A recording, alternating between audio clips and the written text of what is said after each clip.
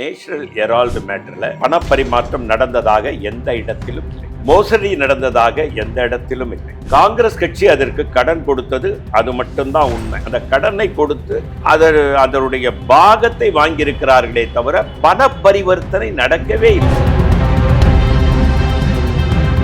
பாஜக காந்தி அப்படிங்கிற பேரையே அவர் வெறுக்கிறாரு. அந்த வெறுப்புணர்ச்சியை தான் இதெல்லாம் பண்றாங்க அப்படின்னு ராகுல் காந்தி பேசியிருக்காருல்ல. காந்தி என்ற பெயரை நீங்கள் மோடி முன்னால் சொன்னார் என்றால் அவர் முகமே கோணல் மாடலாக போய்விடுகிறது. ஏழைகள் நிறைய பேர், அதுவும் விவசாய கூலிகள் நிறைய சிரமப்பட்டு கொண்டிருக்கிறார்கள். மகாத்மா காந்தி ஊரக வேலைவாய்ப்பு திட்டம் கொண்டு வரப்பட்டது. 300 ரூபாய்க்கு மேல் தனக்கு கிடைக்கும் என்ற ஒரு ஆதாரத்தை உருவாக்கிய திட்டம் தான் மகாத்மா காந்தி ஊரக வேலைவாய்ப்பு திட்டம். இல்ல, இப்ப அவர் 100 நாள்ங்கிறது 125 நாள் எக்ஸ்ட்ரா தானே ஆட் பண்ணியிருக்காரு. அப்போ மக்கள் மத்தியில அவர் எந்த மாதிரி போர்ட்ரேட் பண்ண போறாரு? அதாவது 5 ஸ்டேட்ல எலெக்ஷன் வருதுங்க. எல்லாமே தேர்தல் ஸ்டண்ட் தான். திரு மோடி, திரு அமித்ஷா அவர்களுடைய வேலையே என்னன்னா தேர்தல் ஸ்டண்ட்டுக்காக என்ன வேணாலும் பண்ணுவாங்க. ஆட்சிக்காகவும் அதிகாரத்திற்காகவும் எதையும் செய்ய துணிந்தவர் நம்முடைய பிரதமர் மோடி அவர்கள். ரிபல் மீடியா தமிழ் நேயர்களுக்கு வணக்கம். இன்றைய நேர்காணல்ல காங்கிரஸ் செய்தி தொடர்பாளர் திரு பொன் கிருஷ்ணமூர்த்தி ஐயா நம்மோடு இருக்கிறார். தொடர்ந்து பேசுவோம். வணக்கம் சார். வணக்கம்மா. வணக்கம்மா சார், நேஷனல் ஹெரால்டு வழக்குல உயர்நீதிமன்றம் தீர்ப்பு கொடுத்திருக்கு. அமலாக்கத்துறையின் குற்றப்பத்திரிக்கை நிராகரிச்சிருக்கிறாங்க. இதை காங்கிரஸ் கட்சியை ரொம்ப கொண்டாடி வராங்க. இதை நீங்க எப்படி பாக்குறீங்க? நேஷனல் ஹெரால்டு பத்திரிகை தொடங்கப்பட்டதனுடைய நோக்கம் இந்த நாட்டு சுதந்திரம் கிடைக்க வேண்டும் என்பதற்காக நிறைய பேர் உயிர் தியாகம் செய்திருக்கிறார்கள். அவர்கள் உயிர் தியாகம் பதிவு செய்யப்பட வேண்டும். சுதந்திர போராட்ட வரலாறு என்ன என்பதையும் சுதந்திரம் ஏன் வேண்டும் என்பதையும் வலியுறுத்துவதற்காக பண்டிட் ஜவஹர்லால் நேரு அவர்களால் 1938ஆம் ஆண்டு தொடங்கப்பட்டது தான் நேஷனல் ஹெரால்டு. அந்த பத்திரிகை சுதந்திர வேட்கையை உருவாக்கியது.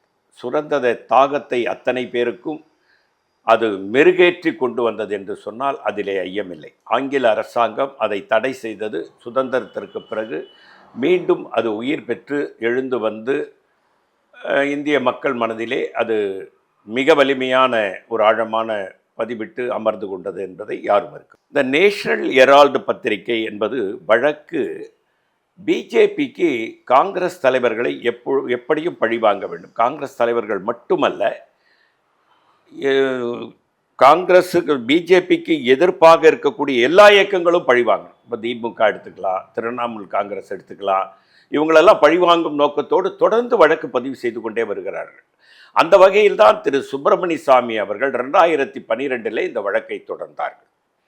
ஒரு தனி மனிதனுடைய வழக்கிலே நீங்கள் எஃப்ஐஆர் கூட சரியாக போடாமல் வழக்கை பதிவு இங்கே தாக்கல் செய்ய வந்திருக்கிறீர்கள், ஏற்க முடியாது என்று அந்த நீதிமன்ற நீதிபதி அறிவித்திருக்கிறார் என்பதுதான் இப்பொழுது பிஜேபிக்கு கலக்கத்தை உண்டாக்கியிருக்கிறது. காரணம் என்னவென்று சொன்னால், ஒரு வழக்கு பதிவு செய்ய வேண்டும், ஒரு எஃப்ஐஆர் போட வேண்டும் என்றால் அதில் பண பரிமாற்றம் இருந்திருக்க வேண்டும். நேஷனல் ஹெரால்டு மேட்டரில் பண பரிமாற்றம் நடந்ததாக எந்த இடத்திலும் இல்லை. மோசடி நடந்ததாக எந்த இடத்திலும் இல்லை. காங்கிரஸ் கட்சி அதற்கு கடன் கொடுத்தது அது மட்டும்தான் உண்மை. அந்த கடனை கொடுத்து அதனுடைய பாகத்தை வாங்கியிருக்கிறார்களே தவிர பண பரிவர்த்தனை நடக்கவே இல்லை. பண பரிவர்த்தனையே நடக்காத ஒரு விஷயத்தில் மோசடி நடந்தது. மோசடினா என்ன மோசடி அப்படி என்பதை விளக்கவில்லை. எஃப்ஐஆரிலே அது தெளிவாகப்படவில்லை. ஒரு தனி மனிதர் சுப்பிரமணிய சாமி கொடுத்த அந்த புகாரின் அடிப்படையில் நீங்கள் இங்கே தாக்கல் செய்த மனுவை என்னால் ஏற்றுக்கொள்ள முடியாது என்று சட்டத்தின் அடிப்படையில் நிராகரித்திருக்கிறார். பிஜேபிக்கு எப்பவுமே சட்டத்தின் மீது நம்பிக்கை கிடையாது. ஏனென்றால் பாபா சாஹிப் அம்பேத்கர், அல்லாடி கோபாலகிருஷ்ணசாமி, அல்லாடி கிருஷ்ணசாமி ஐயர் இது போன்ற மூத்த வழக்கறிஞர்கள், ஜாம்பவான்கள் உருவாக்கி போய்கிட்டு போன அரசியலமைப்பு சட்டத்தின் மீது எப்படியாவது தாக்குதலை தினமும் தொடுத்து கொண்டிருக்கிறார்கள். அரசியலமைப்பின் சட்டத்தின் மீது அவர்களுக்கு மரியாதையே கிடையாது. இன்னைக்கு ராகுல் காந்தி பார்த்தீங்கன்னா நாடாளுமன்றத்தில் அரசியலமைப்பு சட்டத்தை எடுத்துக்காட்டி நீங்கள் இதுபோன்று நடக்க வேண்டும், இந்த அரசியலமைப்பு சட்டத்திற்குள் நீங்கள் ஆட்சி நடத்த வேண்டும், அதற்காக வகுக்கப்பட்டது தான் சட்டம் என்று சொல்லியும் கேட்காமல் அரசியலமைப்பு சட்டத்துக்கு எதிராக மாறாக ஆட்சி நடத்துகிறார்கள். யாரெல்லாம் எதிர்ப்பாக குரல் கொடுக்கிறார்களோ அவர்களுக்கு சட்டத்திற்கு புறம்பாக வழக்குகளை பதிவு செய்து அவர்களை சிறையில் அடைப்பதும் அவர்களை கொடுமைப்படுத்துவதும் வழக்கமாக வைத்திருக்கிறது. அதன் அடிப்படையில் தான் நேரு குடும்பத்தை சேர்ந்த சோனியா காந்தி மீதும் ராகுல் காந்தி மீதும் இந்த வழக்குகள் புனையப்பட்டிருக்கிறது. இது பொய் வழக்கு என்பதை அந்த நீதிபதி சொல்லியிருக்கிறார். ஆகவே நாங்கள் கொண்டாடுகிறோம், மகிழ்ச்சியாக இருக்கிறோம். ஆமா, இப்ப நேரடியாகவே சொல்றாங்கல்ல, பாஜக வந்து பழிவாங்கும் அரசியலை தான் செய்யுது அப்படின்னு நேரடியாகவே இப்ப சொல்லி வராங்க எல்லாருமே. இப்போ வந்து தேசிய மகாத்மா ஊரக வளர்ச்சி திட்டம் 100 நாள் வேலை வாய்ப்பு இருந்துச்சுல, அதை வந்து இப்ப 125 நாளா மாத்திருக்காங்க. வளர்ந்த பாரதம் அப்படின்னு நாங்க மசோதா வந்து தாக்கல் செஞ்சிருக்கிறாங்க. இதை வந்து பாஜக வந்து காந்தி அப்படிங்கிற பேரையே வந்து அவர் வெறுக்கிறாரு, அந்த வெறுப்புணர்ச்சியை தான் இதெல்லாம் பண்றாங்க அப்படின்னு இப்ப ராகுல் காந்தி பேசியிருக்காருல்ல, இதை பத்தி? அதாவதுங்க, இந்தியாவில் 45% வறுமை கோட்டிற்கு கீழே இருந்த மக்களை மேலே கொண்டு வர வேண்டும். அதற்காக தலைவர் ராகுல் காந்தி என்ன பண்ணாருன்னா, நீங்கள் பார்த்துருப்பீங்க, நீங்கள் ஒரு ஊடகவியலாளர், உங்களுக்கு தெரியாதது ஒன்றுமல்ல. எல்லார் வீட்டிலும் ஏழை ஒரு குடிமகன் எப்படி அவன் இரவிலே பொழுதை கழிக்கிறான், எப்படி உண்ணுகிறான் உறங்குகிறான் என்பதை பார்ப்பதற்காக புறப்பட்டார். ஏழைகள் நிறைய பேர், அதுவும் விவசாய கூலிகள் நிறைய சிரமப்பட்டு கொண்டிருக்கிறார்கள். நாம் ஏதாவது அவர்களுக்கு செய்ய வேண்டும் என்ற யோசனையின் அடிப்படையில் தான் மகாத்மா காந்தி ஊரக வேலை வாய்ப்பு திட்டம் கொண்டு வரப்பட்டது. இன்றைக்கு அதில் 300 ரூபாய்க்கு மேல் சம்பளம் கொடுக்கப்படுகிறது.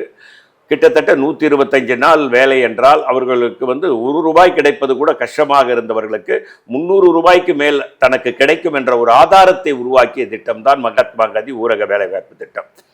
ஒரு வயசான ஒரு பாட்டி கூட ஒரு கூடையை கொண்டு சென்று ஒரு குளம் வெட்டுகிறார்கள் என்றால் அந்த மண்ணை எடுத்து வேறொரு இடத்தில் கொட்டினார், அவர்களுக்கு 300 ரூபாய் கிடைக்கும்.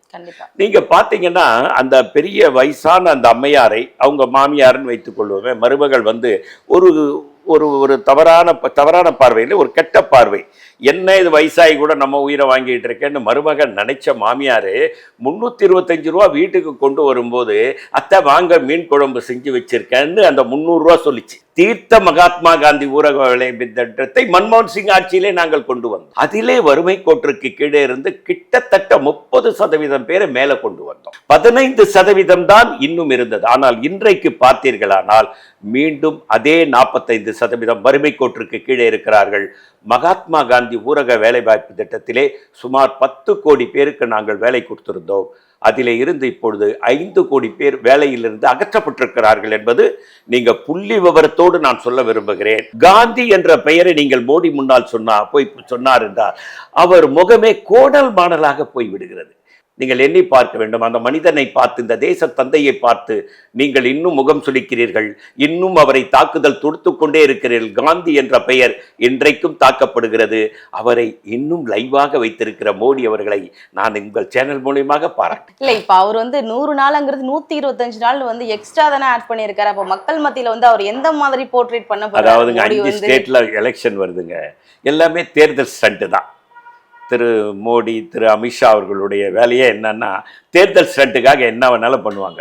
நீங்கள் பீகாரில் பார்த்தீங்க, 10,000 ரூபா பணம் 11ஆம் தேதி காலையில் வரைக்கும், கடைசி நாள் போலிங் 11ஆம் தேதி, 6/1/11, நவம்பர் 6, நவம்பர் 11, 11ஆம் தேதி காலையில் 11 மணிக்கு தான் கடைசி 10,000 ரூபா வந்ததுன்னா பார்த்துங்க, என்ன இது, எப்படிப்பட்ட ஊழல், எப்படி தேர்தல் கமிஷன் அறிவித்தது. ஆகையினால இந்த 125 நாள் என்பது குறிப்பாக நீங்க பார்த்தீங்கன்னா 100 நாள் வேலை திட்டம் என்பது தமிழகத்தில் தான் வெற்றிகரமாக நடக்கிறது, கேரளாவில் நடக்கிறது. இந்த 2 மாநிலங்களிலும் ஆட்சியை கைப்பற்ற வேண்டும். கேரளாவிலே ஆட்சி மாற்றத்தை கொண்டு வர வேண்டும், தமிழகத்திலே ஆட்சி மாற்றத்தை கொண்டு வர வேண்டும். 125 நாளாக்கி இந்த 5 கோடி பேர் எடுத்திருக்காங்க பாரு, அதிலையும் கொஞ்சம் பேரை வேலைக்கு எடுக்கணுன்ற ஒரு எண்ணம் இருப்பதாக கூட நான் கேள்விப்பட்டேன். ஆகவே இது ஒரு ஏமாற்று வேலை, ஒரு மோசடி வேலை. எப்படி 10,000 ரூபாய் கொடுத்து ஓட்டை வாங்கினார்களோ, இப்போ ஒரு தகவல் பீகார்ல இருந்து எனக்கு சொல்லிட்டு இருக்காங்க, இந்த 10,000 ரூபாயை நீங்க எல்லாம் திருப்பி கொடுக்கணும், அது கடனா தான் உங்களுக்கு கொடுத்துருக்கோம், திருப்பி கட்டணும்லாம் சொல்றாங்களாம். அந்த மாதிரி ஆட்சிக்காகவும் அதிகாரத்திற்காகவும் எதையும் செய்ய துணிந்தவர் நம்முடைய பிரதமர் மோடி அவர்கள், நம்முடைய உள்துறை அமித்ஷா அவர்கள். அதிகார பசி அவர்களை ஆட்டி படைக்கிறது. உங்களது நேரத்தை ஒதுக்கி எங்களோட நேர்காணலில் பங்கு கொண்டமைக்கு நன்றி சார். வணக்கம். நன்றி. நன்றி, வணக்கம்.